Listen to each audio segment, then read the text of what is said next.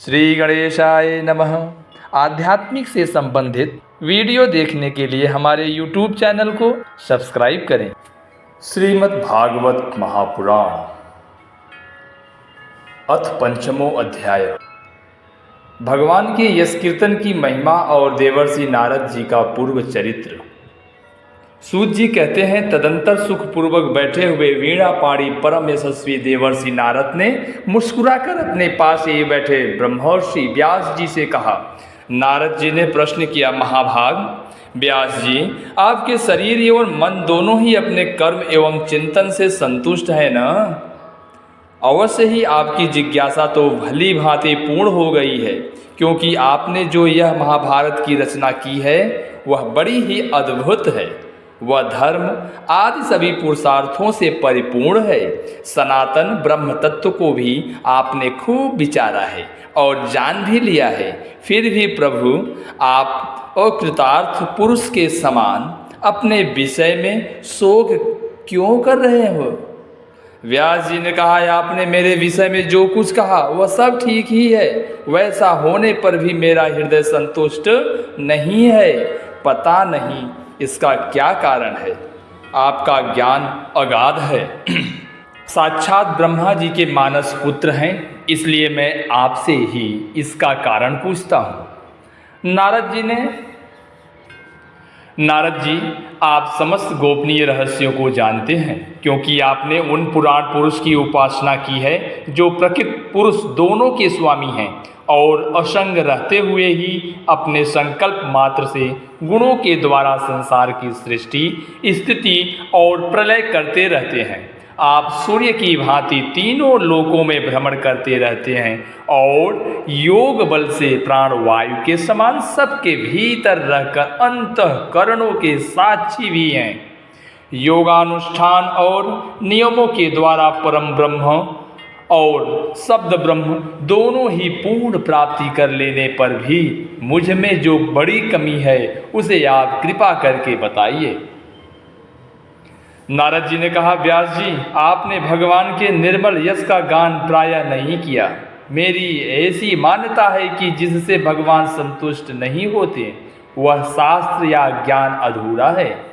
आपने धर्म आदि पुरुषार्थों का जैसा निरूपण किया है, भगवान श्री कृष्ण की महिमा का युक्त हो, जिस वाणी से चाहे वह रस भाव अलंकारादि युक्त ही क्यों न हो, जगत को पवित्र करने वाले भगवान श्री कृष्ण के यश का भी गान नहीं होता, वह तो कौवों के लिए उच्छिष्ट फेंकने के स्थान के समान पवित्र मानी जाती है। जिस वाणी से चाहे वह रस भाव अलंकारादि से युक्त ही क्यों न हो, जगत को पवित्र करने वाले भगवान कृष्ण के यश का कभी गान नहीं होता, वह तो कौवों के लिए उच्छिष्ट फेंकने के स्थान के समान अपवित्र मानी जाती है। मानसरोवर के कमनीय कमल वन में विहरने वाले हंसों की भांति ब्रह्मधाम में विहार करने वाले भगवत चरणाद विंदाश्रित परमहंस भक्त कभी उसमें रमण नहीं करते। इसके विपरीत जिसमें सुंदर रचना भी नहीं है और जो दूषित शब्दों से युक्त भी है, परंतु जिसका प्रत्येक श्लोक भगवान के सुयश सूचक नामों से युक्त है, वह वाणी लोगों के सारे पापों का नाश कर देती है। क्योंकि सत्पुरुष ऐसी ही वाणी का श्रवण, गान एवं कीर्तन किया करते हैं। वह निर्मल ज्ञान भी जो मोक्ष की प्राप्ति का साक्षात। इसके विपरीत जिसमें सुंदर रचना भी नहीं है, जो दूषित शब्दों से युक्त भी है, परंतु जिसका प्रत्येक श्लोक भगवान के सुयश सूचक नामों से युक्त है, वह वाणी लोगों के सारे पापों का नाश कर देती है। क्योंकि सत्पुरुष ऐसी ही वाणी का श्रवण, गान और कीर्तन किया करते हैं। वह निर्मल ज्ञान भी जो मोक्ष की प्राप्ति का साक्षात साधन है, यदि भगवान की भक्ति से रहित हो तो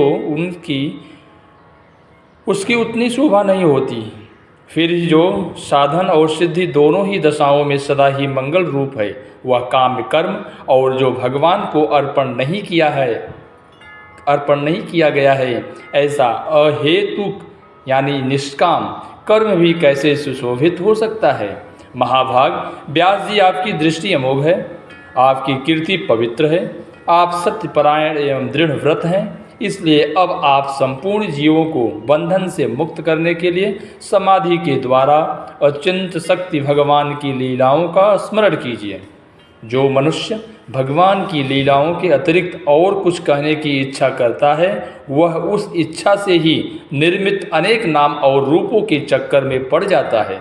उसकी बुद्धि भेदभाव से भर जाती है।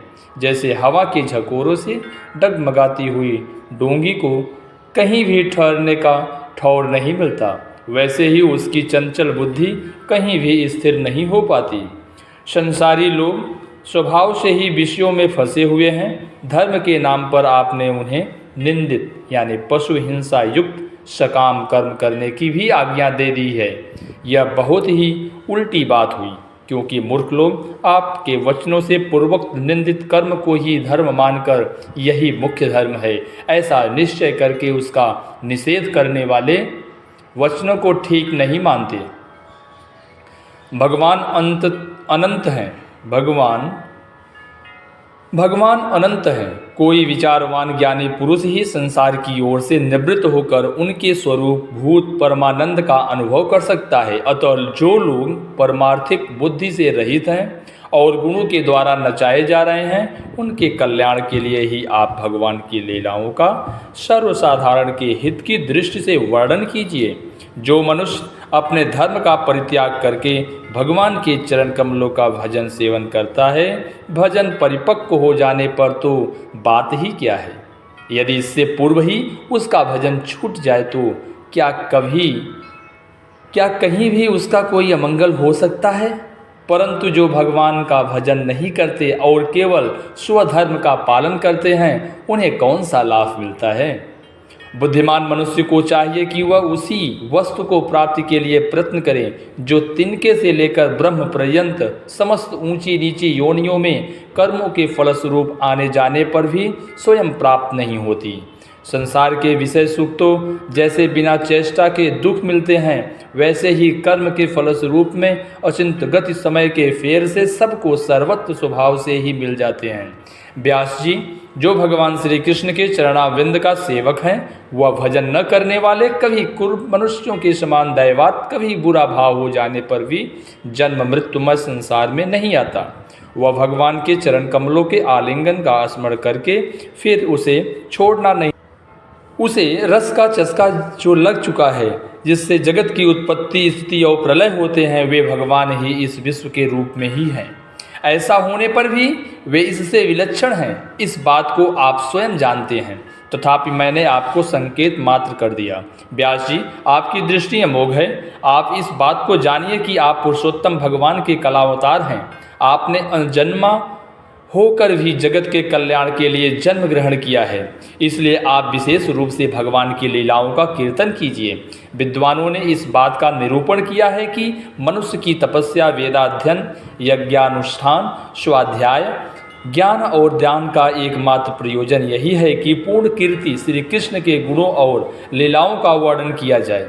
मुने, पिछले कल्प में अपने पूर्व जीवन में मैं वेदवादी ब्राह्मणों की एक दासी का लड़का था। वे योगी वर्षा ऋतु में एक स्थान पर चातुर्मास कर रहे थे। बचपन में ही मैं उनकी सेवा में नियुक्त कर दिया गया था। मैं यद्यप बालक था, फिर भी किसी प्रकार की चंचलता नहीं करता था। जितेंद्रिय था, खेत कूल से दूर रहता था, आज्ञानुसार उनकी सेवा करता था। मैं बोलता भी बहुत कम था। मेरे इस शील स्वभाव को देखकर समदर्शी मुनियों ने मुझ सेवक पर अत्यंत अनुग्रह किया। उनकी अनुमति प्राप्त करके बर्तनों में लगा हुआ प्रसाद मैं एक बार खा लिया करता था। इससे मेरे सारे पाप धुल गए। इस प्रकार उनकी सेवा करते करते मेरा हृदय शुद्ध हो गया और वे लोग जैसा भजन पूजन करते थे, उसी में मेरी भी रुचि हो गई।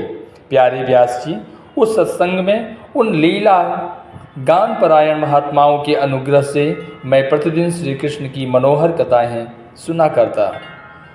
श्रद्धा पूर्वक एक एक पद श्रवण करते करते प्रिय कीर्ति भगवान में मेरी रुचि हो गई। महामुने, जब भगवान में मेरी रुचि हो गई तब उन मनोहर कीर्ति प्रभु में मेरी बुद्धि भी निश्चय हो गई। उस बुद्धि से मैं इस संपूर्ण सत और असत रूप जगत को अपने परम ब्रह्म स्वरूप आत्मा में माया से कल्पित देखने लगा। इस प्रकार शरद और वर्षा इन दो ऋतुओं में तीनों समय उन महात्मा मुनियों ने श्री हरि के निर्बल यश का संकीर्तन किया और मैं प्रेम प्रत्येक बात सुनता रहा। अब चित्त के रजोगुण और तमोगुण को नाश करने वाली भक्ति का मेरे हृदय में प्रादुर्भाव हो गया। मैं उनका बड़ा ही अनुरागी था, विनयी था। उन लोगों की सेवाओं से मेरे पाप नष्ट हो चुके थे। मेरे हृदय में श्रद्धा थी, इंद्रियों में संयम था एवं शरीर, वाणी और मन में उनका आज्ञाकारी था। उन दीन वत्सल महात्माओं ने जाते समय कृपा करके मुझे उस गुहात्म ज्ञान का उपदेश किया जिसका उपदेश स्वयं भगवान ने अपने श्री मुख से किया। उस उपदेश से ही जगत के निर्माता भगवान श्री कृष्ण की माया के प्रभाव को मैं जान सका, जिसके जान लेने पर उनके परम पद की प्राप्ति हो जाती है। सत्य संकल्प व्यास जी, पुरुषोत्तम भगवान श्री कृष्ण के प्रति समस्त कर्मों को समर्पित कर देना ही संसार के तीनों तापों की एकमात्र औषधि है। यह बात मैंने आपको बतला दी। प्राणियों को जिस पदार्थ सेवन से जो रोग हो जाता है वही पदार्थ चिकित्सा विधि के अनुसार प्रयोग करने पर क्या उस रोग को दूर नहीं करता? इसी प्रकार यद्यपि सभी कर्म मनुष्यों को जन्म मृत्यु रूप संसार के चक्र में डालने वाले हैं, तथापि जब वे भगवान को समर्पित कर दिए जाते हैं तब उनका कर्मपना ही नष्ट हो जाता है। इस लोक में जो शास्त्र विहित कर्म भगवान की प्रसन्नता के लिए किए जाते हैं उन्हीं से पराभक्ति युक्त ज्ञान की भक्ति होती है। उस भगवत और कर्म मार्ग में भगवान के आज्ञा अनुसार आचरण करते हुए लोग बार बार भगवान श्री कृष्ण के गुण और नामों का कीर्तन तथा स्मरण करते हैं। प्रभु, आप भगवान श्री वासुदेव जी को नमस्कार है। हे प्रभु, आप भगवान श्री वासुदेव को नमस्कार है। हम आपका ध्यान करते हैं। प्रद्युम्न, अनिरुद्ध और संकर्षण को भी नमस्कार है। इस प्रकार जो पुरुष चतुर्व्यूह रूपी भगवान मूर्तियों के नाम द्वारा प्राकृत मूर्ति रहित अप्राकृत मंत्र मूर्ति भगवान यज्ञ पुरुष का पूजन करता है, उसी का ज्ञान पूर्ण एवं यथार्थ है। ब्राह्मण, जब मैंने भगवान की आज्ञा का इस प्रकार पालन किया तब इस बात को जानकर भगवान श्री कृष्ण ने मुझे आत्मज्ञान, ऐश्वर्य और अपनी भाव रूपा प्रेमा भक्ति का दान किया। व्यास जी, आपका ज्ञान पूर्ण है। आप भगवान की ही कीर्ति का, उनकी प्रेममयी लीला का वर्णन कीजिए। उसी से बड़े बड़े ज्ञानियों की भी जिज्ञासा पूर्ण होती है। जो लोग दुखों के द्वारा बार बार रौंद जा रहे हैं उनके दुख की शांति इसी से हो सकती है और कोई उपाय नहीं है। श्रीमद्भागवते महापुराणे पारमहंस्यां संहितायां प्रथम स्कंधे व्यास नारद संवादे। नारायण नारायण।